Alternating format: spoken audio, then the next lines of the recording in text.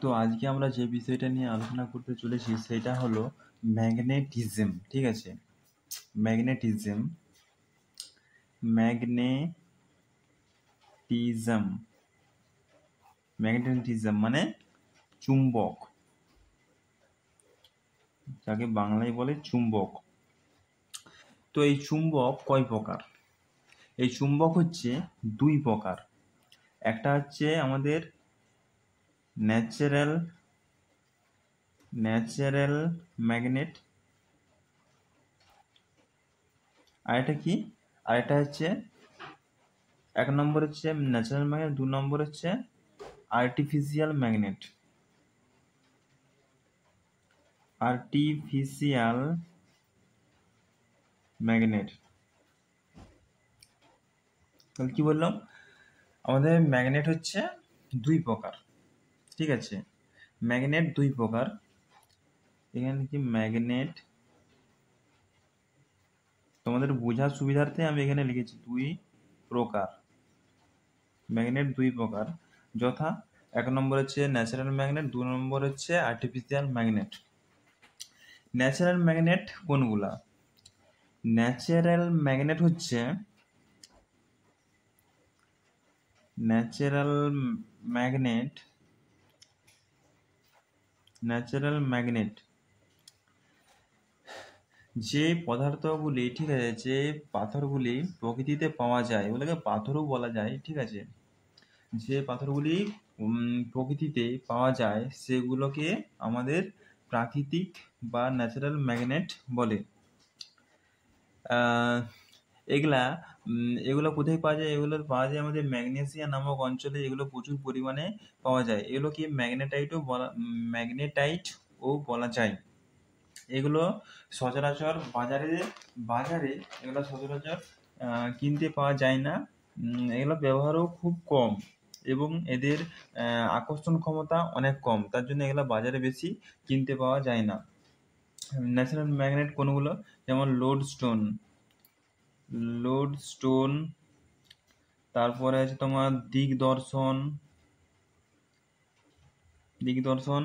আরটা হচ্ছে তোমার আরটা ঠিক মনে নেই। ঠিক আছে, আমার দুটা মনে ছিল তাই দুটাই আমি লিখলাম, লোডস্টোন অ্যান্ড দিগদর্শন।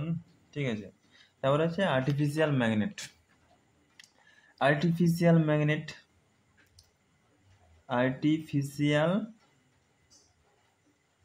ম্যাগনেট তো আর্টিফিশিয়াল ম্যাগনেট এগুলা বাজারে কিনতে পাওয়া যায়। ঠিক আছে, এগুলা বাজারে কিনতে পাওয়া যায় এবং এদের চুম্বকত্ব অনেক বেশি।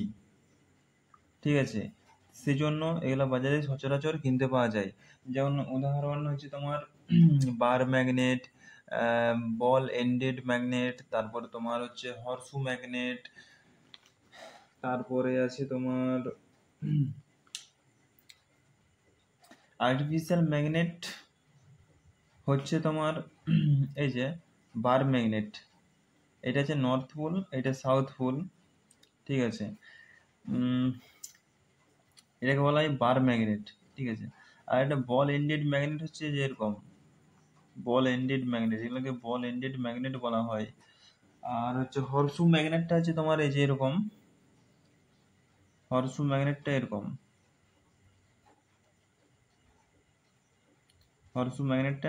এটা নর্থ পোল, এটা সাউথ পোল। ঠিক আছে, আর এই আর্টিফিশিয়াল ম্যাগনেটকে আবার দুটি ভাগে ভাগ করা হয়েছে। আর্টিফিশিয়াল ম্যাগনেটকে কটি ভাগে ভাগ করা হয়েছে? আর্টিফিশিয়াল ম্যাগনেটকে আমাদের দুটি ভাগে ভাগ করা হয়েছে। ঠিক আছে, কি কি? এক নম্বর তোমার হচ্ছে ইলেকট্রোম্যাগনেট। ঠিক আছে, বা এটাকে টেম্পোরারি ম্যাগনেট বলা হয়। টেম্পোরারি ম্যাগনেট বা ইলেকট্রোম্যাগনেট, লিখে দিচ্ছি, টেম্পোরারি ম্যাগনেট और তোমার ইলেকট্রোম্যাগনেট বলা হয়।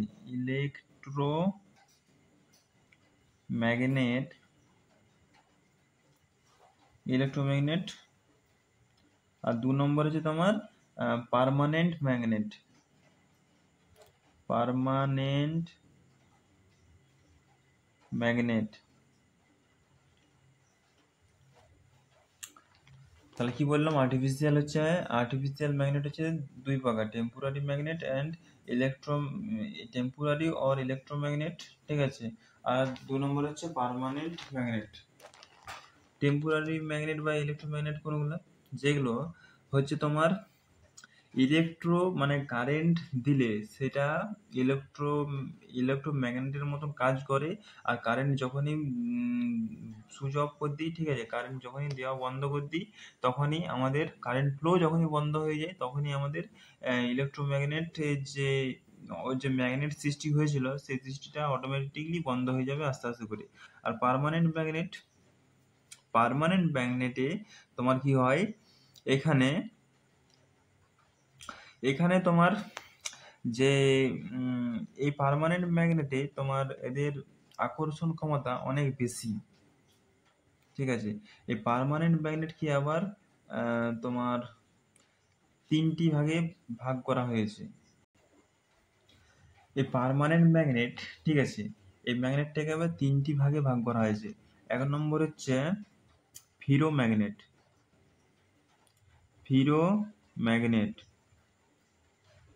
ফিরোম্যাগনেট কোনগুলো? ফিরোম্যাগনেট হচ্ছে যেই বস্তুগুলা চুম্বকের সাথে স্ট্রংলি আকর্ষিত হয়, যেমন কি যেমন লোহা, নিকেল, কোবাল্ট, এগুলো চুম্বকের সাথে খুব স্ট্রংলি আকর্ষিত হয়, তাই এদেরকে ফেরোম্যাগনেট বলা হয়। আর 2 নম্বর হচ্ছে তোমার প্যারাম্যাগনেটিক সাবস্টেন্স। প্যারাম্যাগনেটিক সাবস্টেন্স,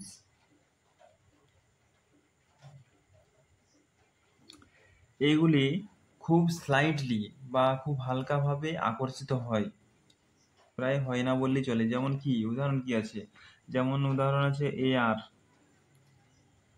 তারপর আর কি আছে, এয়ার আছে, তারপরে তোমার আছে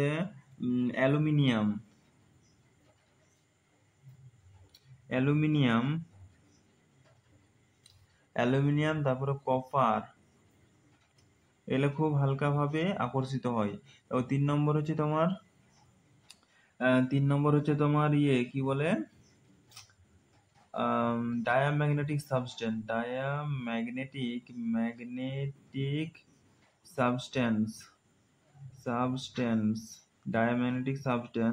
মানে যেগুলো প্রায় আকর্ষিত হয়ই না, ঠিক আছে, সেগুলোকে ডায়াম্যাগনেটিক সাবস্টেন্স বলা হয়। যেমন কি বলো, যেমন হচ্ছে উড হচ্ছে একটা ডায়াম্যাগনেটিক সাবস্টেন্স। তারপর হচ্ছে তোমার বিসমাথ, সালফার, গ্রাফিক, এগুলো হচ্ছে সব ডায়াম্যাগনেটিক সাবস্টেন্স। তো আজ এই পর্যন্তই। আপনারা সবাইকে ধন্যবাদ এটি দেখার জন্য।